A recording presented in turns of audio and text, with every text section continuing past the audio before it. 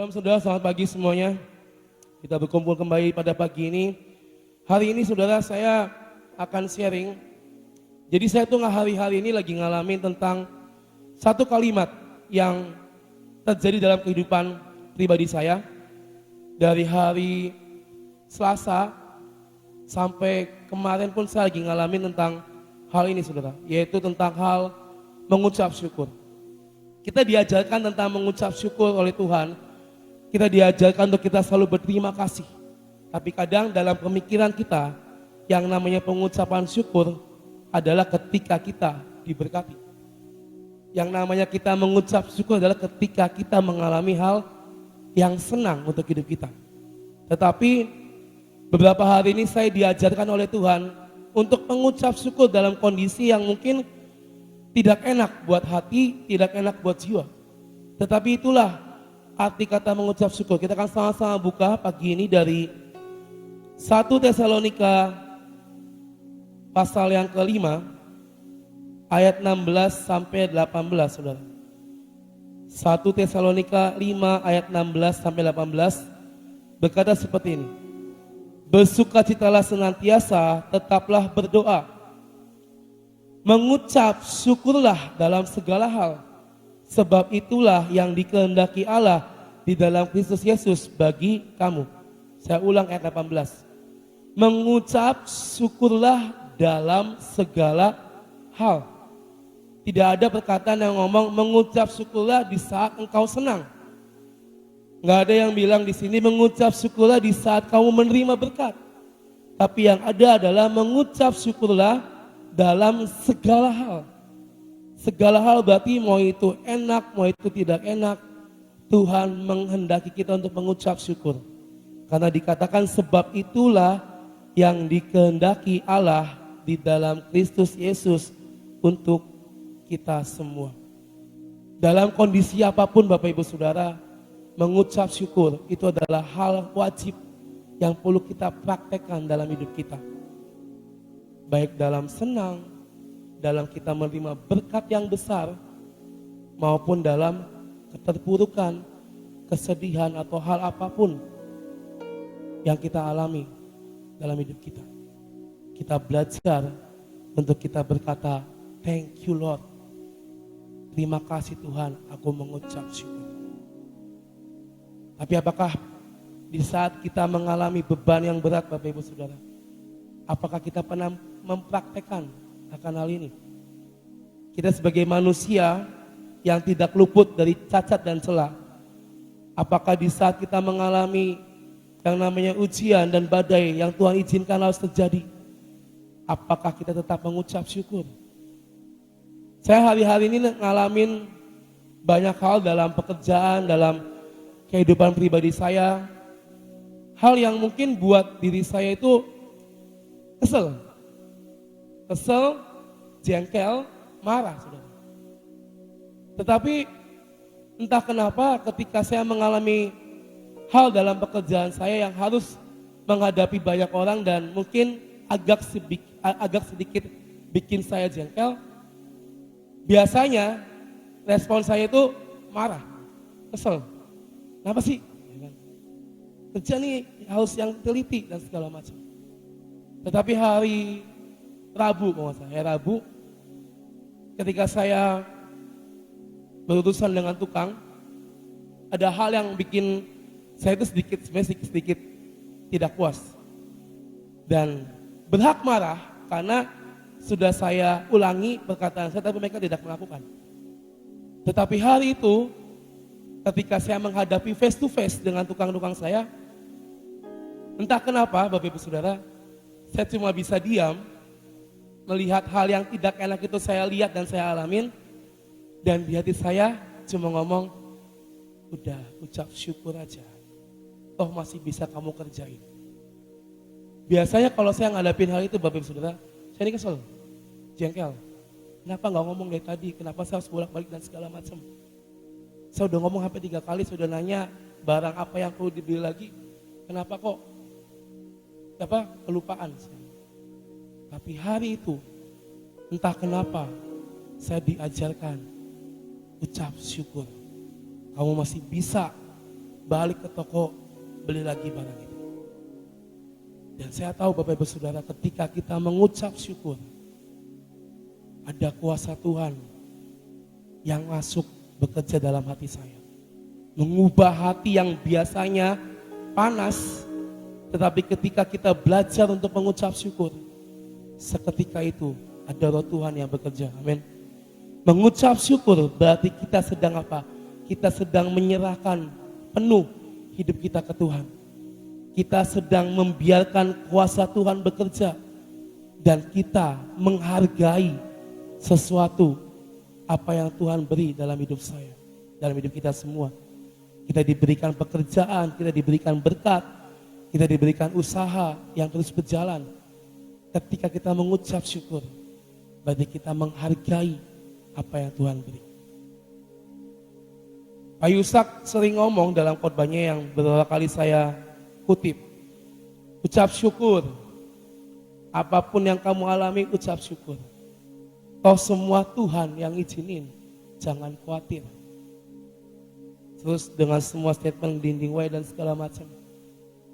Dari situ saya belajar bahwa kita ini hidup sebagai manusia harus penuh dengan yang namanya ucapan syukur. Saudara. Kita diberi banyak hal oleh Tuhan. Yaitu pemberian Tuhan yang patut kita syukuri. Filipi 4 ayat 6 kita akan sama-sama buka saudara. Filipi 4 ayat yang ke-6 berkata seperti ini. Janganlah hendaknya kamu khawatir tentang apapun juga. Tetapi nyatakanlah dalam segala hal keinginanmu kepada Allah dalam doa dan permohonan dengan ucapan syukur. Jangan kita khawatir tentang apapun juga yang ada di hadapan kita. Nyatakanlah semua doa-doa kita, nyatakanlah semua keinginan kita kepada Tuhan dalam doa dan permohonan. Dan di kalimat terakhir, dengan ucapan syukur. Tuhan mengajarkan ucapan syukur, mengucap syukur dalam hidup kita. Dan maukah kita mempraktekkan itu dalam kehidupan setiap kita Bapak Ibu Saudara? Kalau ditanya, mudah gak? Ya ngeri-ngeri sedap saudara. Ya kan? Kalau kita terima berkat sangat gampang untuk kita mengucap syukur, benar. Thank you Jesus buat usaha yang deal, buat pekerjaan yang baru. Terima kasih Tuhan saya dapat rumah dan segala macam. Tetapi pertanyaan ketika semuanya itu harus hilang dari hidup kita, apakah kita tetap mengucap syukur Bapak Ibu Saudara? Dan pagi ini ada dua hal yang akan kita pelajari. Mengapa sih kita perlu mengucap syukur? Hal yang pertama, kita buka dari Yeremia 29 ayat 11. Yeremia 29 ayat yang ke-11, ayat yang familiar, berkata seperti ini. Sebab aku ini mengetahui rancangan-rancangan apa yang ada padaku mengenai kamu. Demikianlah firman Tuhan, yaitu rancangan damai sejahtera dan bukan rancangan kecelakaan, untuk memberikan kepadamu hari depan yang penuh harapan. Hal pertama, Bapak Ibu Saudara, mengapa kita perlu mengucap syukur adalah kita harus sadar bahwa Tuhan punya rencana yang indah untuk kita. Firman-Nya berkata, sebab aku ini Tuhan sudah mengetahui rancangan-rancangan apa di depan sana yang ada padaku yang akan kuberikan kepada kamu, kepada kita semua. Tuhan sudah merancangkan dari A sampai Z kepada Bom-Bom. Dari Bom-Bom lahir sampai nanti kita bertemu, Bom-Bom bertemu dengan Tuhan di awan-awan. Tuhan sudah merancangkan dari A sampai Z. Dan sudah pasti bahwa kita tahu bahwa Tuhan sudah merencanakan garis hidup kita dari awal sampai akhir. Dan itu yang kita harus syukuri Bapak Ibu Saudara. Firman-Nya berkata, Tuhan mengetahui rancangan-rancangan yang ada padanya untuk kita. Dan rancangannya adalah rancangan damai sejahtera dan bukan rancangan kecelakaan, untuk memberikan kepada kita hari depan yang penuh harapan. Tuhan tidak pernah merancangkan yang jahat untuk hidup kita. Tetapi satu hal, berarti Tuhan sudah memplanning hidup kita. Dari mungkin sejak kita belum lahir, Tuhan sudah menuliskan kisah hidup kita semua dalam kitab kehidupan. Berarti Tuhan sudah memplanning dari A sampai Z atas hidup setiap kita. Dan itulah hal yang harus kita syukuri. Tadi pagi saya membaca sebuah artikel saudara di internet. Jadi ada seorang anak Tuhan di luar negeri, ya. Dia itu cinta Tuhan, sangat rajin melayani Tuhan, on fire, dan hidupnya itu lurus. Jadi suatu ketika dia pulang dari gereja, habis pelayanan, habis ibadah, dia seorang kulit putih. Tiba-tiba ketika dia sedang menyeberang, ditabrak oleh sebuah mobil yang pengendaranya adalah orang kulit hitam. Dan dia nggak sadarkan diri ketika ditabrak, dan akhirnya selang beberapa hari kemudian dia sadar dari komanya dan dia tahu dia ada di rumah sakit. Dan yang bikin nyeseknya adalah apa? Ketika dia buka selimutnya, kakinya udah diamputasi satu. Selama ini dia melayani Tuhan, dia bilang, saya melayani Tuhan, saya on fire, saya memberikan all out semuanya hidup saya untuk Tuhan. Saya nggak pernah ke nightclub, saya nggak pernah ngelakuin perbuatan-perbuatan yang jelek, nggak pernah ngelakuin pergaulan-pergaulan yang buruk. Tetapi kenapa dia harus mengalami akan hal itu? Itu adalah momen ketika dia harus mengucap syukur atau dia harus mengumpat ke Tuhan. Hidupnya lurus, benar, melayani Tuhan, cinta Tuhan, sangat cinta Tuhan. Tetapi Tuhan izinkan kakinya hilang satu. Kecewa, pasti ada kecewa. Dia bilang di ceritanya itu, dia sempat marah sama Tuhan. Kenapa Tuhan? Kok kayak seakan-akan semua itu enggak Engkau lihat? Pelayananku, cintaku padamu, semua yang aku berikan di gereja dan untuk Engkau, seakan-akan kayak Tuhan tuh enggak ngelihat. Tapi hari itu dia tahu bahwa hidupnya ada karena Tuhan. Dan akhirnya malam itu, satu malam dia berdoa sama Tuhan, dia bilang gini, Tuhan, saya tahu ini berat untuk daging saya. Biasanya saya melompat buat Engkau, saya menari buat Engkau. Tapi saya nggak bisa. Sekarang saya cuma punya satu kaki dan dipasangin kaki palsu, saudara. Tapi saya tahu Tuhan, ini hal yang harus saya jalani. Dan saya percaya, dia cuma bilang gini, saya percaya Tuhan tidak akan meninggalkan saya. Dan dia bilang, terakhir, thank you Lord. Dan akhirnya dia kembali pelayanan di gereja. Dan suatu saat dia dapat tugas khusus untuk datang ke pedalaman-pedalaman, untuk lawatan di pedalaman-pedalaman, dan dia dikirim ke pedalaman Afrika, saudara. Dan ketika dia datang ke pedalaman Afrika dengan kaki palsu, jadi dia tetap masih bisa jalan, tapi yang namanya kaki asli sama kaki palsu itu masih ada perbedaannya. Sampai di pedalaman, yang namanya pedalaman Afrika itu masih banyak suku-suku yang istilahnya masih banyak suku-suku yang percaya kepada hal-hal yang mereka lakukan bersama leluhurnya. Jadi saat itu ketika dia masuk dalam pedalaman, dia ini ketangkep sama suku asli di Afrika. Dan suku itu ketika ada orang asing masuk wilayahnya akan ditangkap dan dipersembahkan untuk dewa, untuk leluhurnya. Akan disembelih, jadi akan dipotong-potong dagingnya, tubuhnya, dan dipersembahkan untuk leluhurnya. Dan hari itu orang ini ditangkap, saudara. Diikat, tidur kan, jadi nggak bisa ngapa-ngapain. Didoa-doain sama suku-suku itu, dan akhirnya tibalah waktunya pemenggalan, penyembelian akan terjadi. Dan yang megang golok besar, yaitu pemuka adatnya, yang dia lakukan adalah dia memotong kakinya terlebih dahulu. Dan yang ini saya tahu ini Tuhan ini mereka-rekakan yang ajaib. Ketika pemuka itu motong kakinya, nggak ada darah keluar. Karena yang dipotong adalah kaki palsu. Dan ketika, kan mereka primitif ya, maksudnya nggak ngerti teknologi.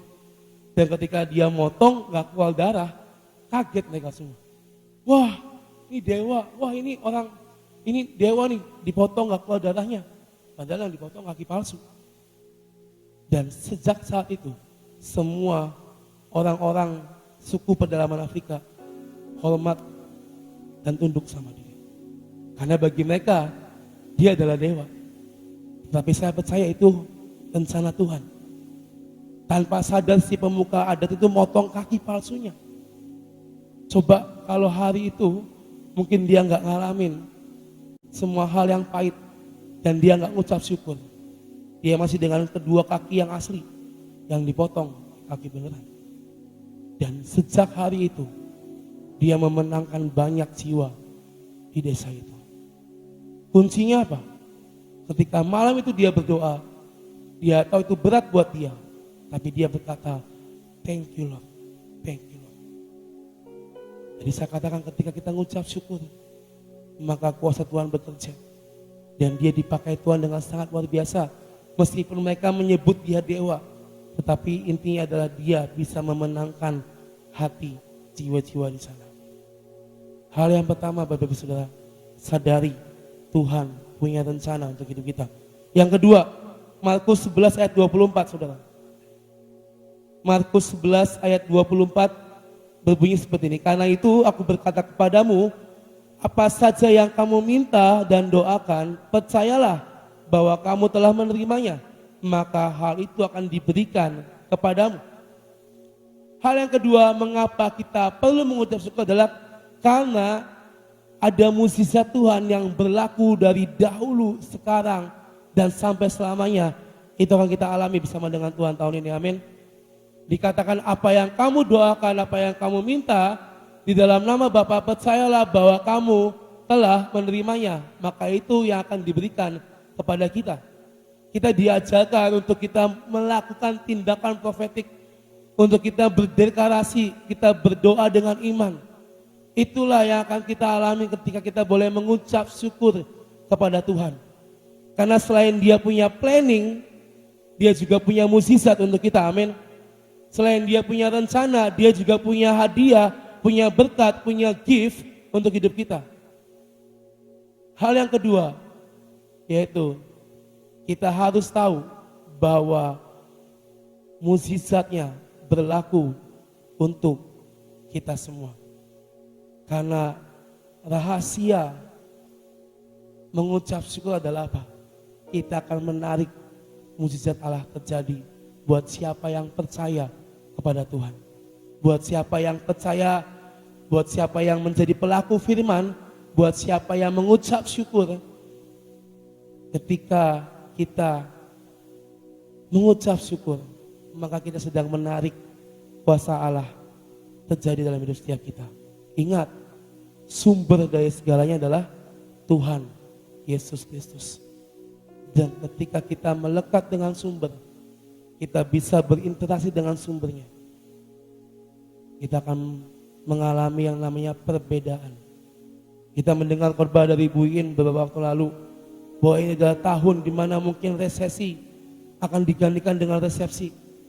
Tahun di mana mungkin kesusahan, kesulitan, tapi Tuhan akan jamin kita menjadi tahun kegenapan, tahun kelimpahan, dan segala macamnya.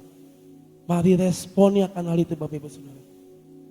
Tapi satu hal yang penting yang harus kita lakukan in every day, di setiap hari dalam kehidupan kita, mengucap syukurlah. Dari pagi kita bangun, kita PW, pulang PW kita kerja, sampai sore sampai malam, mari isi cawan kita dengan ucapan syukur.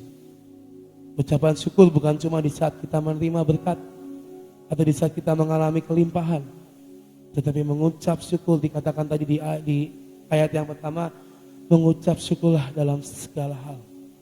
Dalam kehidupan kita, baik itu enak, baik itu pahit buat kita, belajar mengucap syukur. Karena saya percaya ketika kita bisa belajar mengucap syukur, mempraktekkan mengucap syukur, Tuhan sedang membuka kerannya untuk hidup kita. Amin.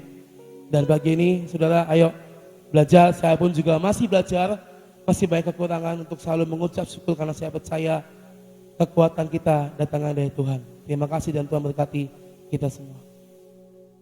Saudara, tentang pengucapan syukur, ya, ayat-ayat sudah diberitahukan.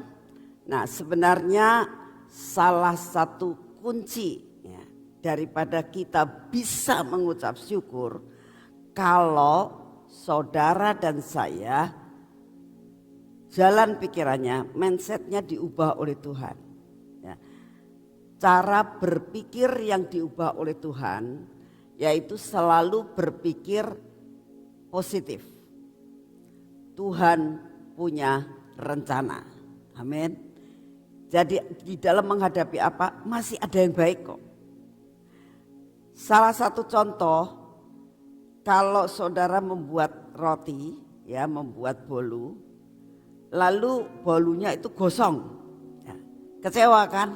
Duh, aku sudah melakukan ini semua, gosong, hasilnya jelek. Tapi kalau saudara mulai dipotong-potong, aduh, syukur ya, masih ada yang kuning, gak semuanya itu hitam, masih bisa dimakan, masih ada yang baik. Di balik daripada semuanya, masih ada yang baik. Nah, jalan pikiran yang seperti itu akan membuat kita bisa mengucap syukur. Masih ada yang baik. Jadi kita belajar tetap terus berpikir positif di dalam segala sesuatu. Maka kita bisa mengucap syukur. Amin. Yuk kita berdoa. Bapa, kami mengucap syukur hari ini Tuhan. Engkau mengajar kami mengucap syukur. Oleh karena itu kami saat ini, apapun yang kau izinkan terjadi, engkau masih ada yang baik yang kami boleh nikmati. Ada yang baik yang kami boleh lihat. Terima kasih untuk semuanya. Bapak, saat ini kami tetap berdoa buat bangsa dan negara kami Tuhan. Kami tidak akan bosan-bosan, setiap pagi kami akan berseru-seru kepadamu ya Bapak, tentang bangsa dan negara kami. Kami tahu Tuhan, tanpa perlindungan-Mu, tanpa Engkau ikut campur dalam negara kami tidak tahu jadinya bagaimana negara kami ini. Oleh karena itu pada saat ini kami tetap mau berdoa buat segala suatu bencana yang mau tidak mau kalau suatu saat akan terjadi. Bapa, kami berdoa saat ini, kasihani bangsa kami, buat sedemikian rupa Tuhan, sampai tidak banyak yang mengalami sesuatu korban dari semua bencana yang harus terjadi. Baik bencana itu merupakan suatu bencana banjir, maupun badai, maupun gempa bumi, maupun gunung meletus. Bapak, saat ini kami berdoa, biarlah Engkau yang memegang kendali di dalam segala perkara. Terima kasih untuk kasih setiamu. Kami tetap berdoa untuk Bapak Presiden kami Tuhan. Buat Kau beri kemampuan, kekuatan, kebijaksanaan untuk dapat melakukan semuanya ini sampai garis akhir. Bapak, kami tetap berdoa untuk musibah-musibah yang terjadi. Kami berdoa untuk corona yang saat ini masih ada dengan Omikron yang baru, tapi kami percaya Tuhan, Engkau sanggup untuk menghindarkan semua itu terhadap anak-anak-Mu yang ada di Indonesia maupun yang di luar negeri. Tolong Tuhan, beri daya tahan tubuh buat kami. Dalam nama Tuhan Yesus, dimanapun kami berada saat ini, kami terima daya tahan tubuh yang dari surga. Sehingga apapun yang saat ini, virus-virus apapun yang melayang-layang, tidak akan mengena kami. Karena ditolak oleh daya tahan tubuh yang berasal dari DNA DNA Yesus Kristus Tuhan. Terima kasih untuk semuanya. Terima kasih buat pagi hari ini. Kami mengucap syukur Tuhan bahwa perlindungan-Mu tidak akan pernah undur dari kami. Dalam nama Tuhan Yesus. Mari kita masuk dalam pengurapan.